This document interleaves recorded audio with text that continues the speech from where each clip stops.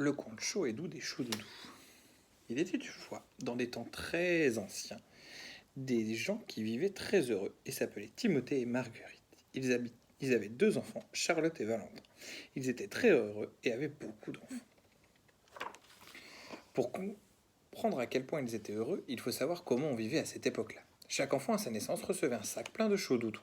Je ne peux pas dire combien il y en avait dans ce sac, car on ne pouvait pas les compter. Ils étaient inépuisables. Lorsqu'une personne mettait la main dans son sac, elle trouvait toujours un chaud doudou. Les chauds doudous étaient très appréciés. Chaque fois que quelqu'un en recevait un, il se sentait chaud et doux de partout. Ceux qui n'en avaient pas régulièrement finissaient par attraper mal au dos, puis ils se ratatinaient, parfois même ils en mouraient. En ce temps-là, c'était très facile de se procurer des chauds doudous. Lorsque quelqu'un en avait envie, il s'approchait de toi et demandait Je voudrais un chaud doudou. Tu plongeais alors ta main dans ton sac pour en sortir un chaud doudou de la taille d'une main d'une petite fille. Dès que le chou doudou voyait le jour, il commençait à sourire et à s'épanouir en un grand et moelleux chou doudou. Tu le posais alors sur l'épaule, la tête, sur les genoux. Il se pelotonnait câlineusement entre la peau en te donnant des sensations chaleureuses et très agréables dans tout ton corps. Les gens n'arrêtaient pas d'échanger des chauds doudous. Et comme ils étaient gratuits, on en pouvait en avoir autant que l'on voulait. Du coup, presque tout le monde vivait heureux et se sentait chaud et tout. Je dis presque car quelqu'un n'était pas content de voir les gens échanger des chauds doudous. C'était la vilaine sorcière Belzéphar. Elle était même très en colère. Les gens étaient tous si heureux que personne n'achetait plus ses filtres ni ses potions. Elle décida qu'il fallait que cela cesse et imaginait un plan très méchant. Un beau matin, Belzéphar s'approcha de Timothée et lui parla à l'oreille, tandis qu'il regardait Marguerite et Charlotte jouer gaiement. Elle lui chuchota. Vois-tu tous les choux doudous que Marguerite donne à Charlotte? Tu sais, si elle continue cela, il n'en restera plus pour toi. Timothée s'étonna. Tu veux dire qu'il y aura plus de choux doudous dans notre sac, chaque fois qu'on en voudra un? Absolument, répondit Belzéphar. Quand il n'y en a plus, c'est fini. Et elle s'envola en ricanant sur son balai. Timothée prit cela très au sérieux et désormais, lorsque Marguerite faisait un don de choudoudou à quelqu'un d'autre que lui, il avait peur qu'il n'en reste pas. Et la sorcière avait raison. Il aimait beaucoup les choudoudous de Marguerite, et l'idée qu'il pourrait en manquer l'inquiétait profondément. Et, il le mettait même en colère. Il se mit à surveiller pour ne pas qu'elle gaspille les choudoudous en distribuant trop aux enfants ou à n'importe qui. Puis il se plaignait chaque fois que Marguerite donnait un chaud doudou à quelqu'un d'autre que lui. Comme Marguerite l'aimait beaucoup, elle cessa d'offrir des chauds doudous aux autres, et les garda pour lui tout seul. Les enfants voyaient tout cela, et ils pensaient que ce n'était vraiment pas bien de refuser des chauds doudous à ceux qui en ont demandé, et il en avait envie. Mais eux aussi, commencèrent à faire très attention à leurs chauds doudous. Ils surveillèrent leurs parents attentivement, et quand ils trouvaient qu'ils donnaient trop de chauds doudous aux autres, ils s'en plaignaient. Ils étaient inquiets à l'idée que leurs parents gaspillent les chauds doudous.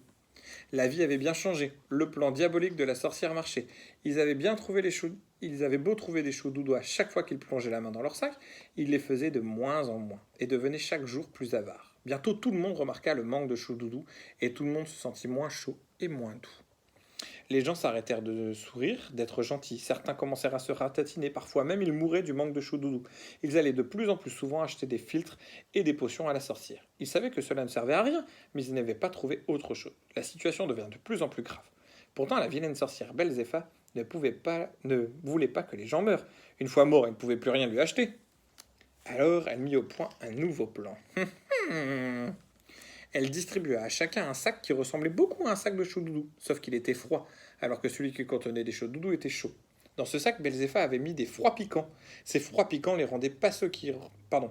Ces froids piquants ne rendaient pas ceux qui les recevaient chauds et doux, mais plutôt froids et hargneux. Cependant, c'était mieux que rien. Ils empêchaient les gens de se ratatiner à partir de ce moment-là. Lorsque quelqu'un disait Je voudrais un chaud doudou, ceux qui craignaient d'épuiser leur réserve de chaud doudou répondaient Je ne peux pas vous en donner un chaud doudou, mais voulez-vous un froid piquant?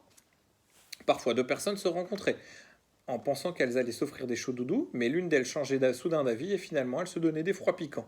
Dorénavant, les gens ne mouraient presque plus, mais la plupart étaient malheureux, avaient froid et étaient hargneux. La vie devint encore plus difficile. Les chauds doudous qui au début étaient disponibles comme l'air que l'on respire devinrent de plus en plus rares. Les gens auraient fait n'importe quoi pour en obtenir. Avant l'arrivée de la sorcière, ils se réunissaient souvent par de petits groupes pour échanger des chauds doudous, se faire plaisir sans compter, sans se soucier de qui offrait ou recevait le plus de chauds doudous. Depuis le plan de Belzéphar, ils restaient par deux et gardaient les chauds doudous l'un et l'autre. Quand ils se trompaient en offrant un chaud doudou à une autre personne, ils se sentaient coupables, sachant que leur partenaire souffrirait du manque. Oups, ceux qui n'y trouvèrent personne pour leur en faire don de chauds doudous étaient obligés de les acheter et devaient travailler de longues heures pour les gagner. Les chauds doudous étaient devenus si rares que certaines prenaient des froids piquants qui, eux, étaient innombrables et gratuits. Ils les recouvraient de plumes un peu douces pour cacher les piquants et les faisaient passer pour des chauds doudous. Mais ces chauds doudous compliquèrent la situation. Par exemple, quand deux personnes se rencontrèrent et échangeaient des chauds doudous, ils s'attendaient à ressentir une douce chaleur et s'en réjouissaient à l'avance. Et au lieu de cela, elles se sentaient très mal, comme si elles croyaient s'être donné des vrais chauds doudous. Plus personne n'y comprenait rien. Évidemment, comment comprendre des sensations désagréables étaient provoquées par un froid piquant déguisé en faux choudoudou. La vie est bien triste. Timothée se souvenait que tout avait commencé quand Belzépha leur avait fait croire qu'un jour, ils ne s'y attendraient pas, ils trouvèrent leur sac de choudoudou désespérément vide. Mais écoutez ce qui se passa. Une jeune femme gaie et épanouie, aux formes généreuses, arriva alors dans le triste pays. Elle semblait ne jamais avoir entendu parler de ces méchantes sorcières et distribuait des chauds-doudous en abondance sans craindre d'en manquer. Et elle en offrait gratuitement, même sans qu'on lui en demande. Les gens l'appelèrent Julie Doudou, mais certains la désapprouvèrent parce qu'elle apprenait aux enfants à donner des chauds doudous sans peur d'en manquer. Les enfants l'aimaient beaucoup parce qu'elle sentait bien avec elle. Eux aussi se mirent à distribuer de nouveau des chauds doudous comme s'ils en avaient envie. Les grandes personnes étaient inquiets et décidèrent de passer pour loi de protéger les enfants et les empêcher de gaspiller leurs chauds-doudous. Cette loi disait qu'il était défendu de distribuer les chauds-doudous à tort et à travers. Désormais, il faudrait un permis pour donner des chauds-doudous.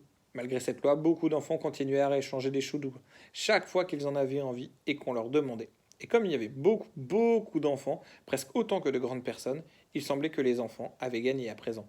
On ne sait pas encore comment ça va finir. Est-ce que les grandes personnes, avec leurs lois, vont arrêter l'insouciance des enfants? Vont-elles se décider à suivre l'exemple de la jeune femme et des enfants et prendre le risque en supposant qu'il y ait toujours autant de choudoudous que l'on voudra? Se souviendra-t-elle des jours heureux que les enfants veulent retrouver du temps où les choudoudous existaient, en abondance parce qu'on les donnait sans compter? Bonne journée!